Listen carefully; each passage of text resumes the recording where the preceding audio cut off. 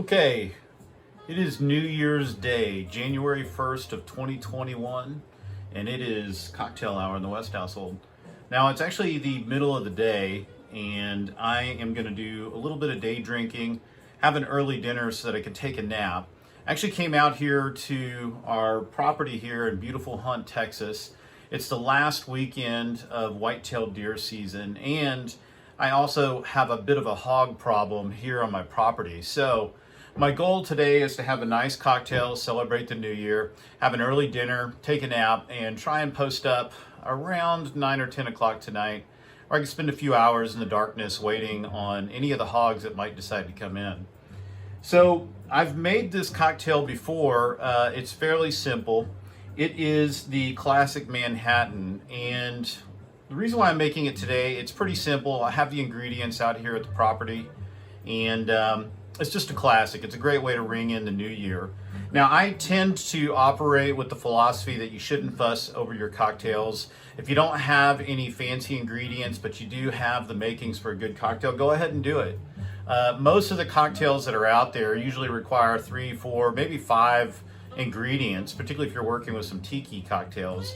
And in some cases, those other ingredients that you have can cover up some of the inconsistencies or the lower qualities that you might find and some ingredients that you might have. With the Manhattan, there's really only a couple of ingredients, and although I would say if you have those ingredients, doesn't matter what kind of quality you have, you should go ahead and do it. However, if you want to have a great Manhattan, go ahead and step it up. Get a couple of great bourbons or sweet vermouths. It's really just 3 ingredients. So you're going to use a bourbon of some sort. I'm particularly fond of the Few. They also make a great rye, but whenever I find this on the shelves, I always go out and grab it. And it's going to be sweet vermouth and Angostura bitters. Pretty simple. It's a 2-to-1 ratio for your bourbon and sweet vermouth. You're going to do 2 ounces of the bourbon, you're going to do 1 ounce of your sweet vermouth, and then you're going to do a couple of splashes of this Angostura bitters. Now, if you could find the Carpano Antica, I hope I said that right. This is also a fantastic sweet vermouth, but I happen to have a little bit more of this Dolan left here, so I'm going to go ahead and finish it off.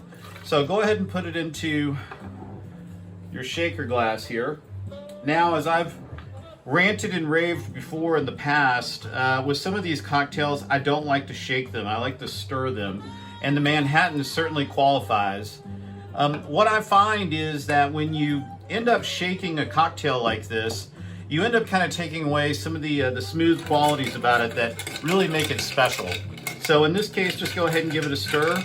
Now I've got this this travel shaker glass here because we're not too fancy out in the country, but it works in a pinch.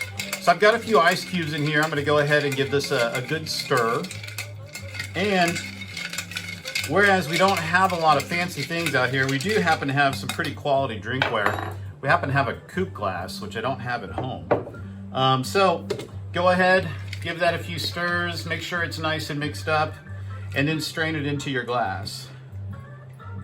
And one of the things that I look for when I'm drinking a Manhattan, you'll see a lot of bartenders, they'll shake this thing up and it'll come out with a froth. This one, if you take a look at it, no bubbles. That's how I enjoy it anyway. And I like to finish it off with a Luxardo cherry. Now I'm going to have probably only one of these because I do want to be sober enough to actually post up here in about 6 or 7 hours. But I'm going to enjoy this one, make a couple of steaks, enjoy this New Year's Day, getting a good start on a good new year and putting 2020 behind us. Take care, my friends. Hope you're doing well. Stay safe.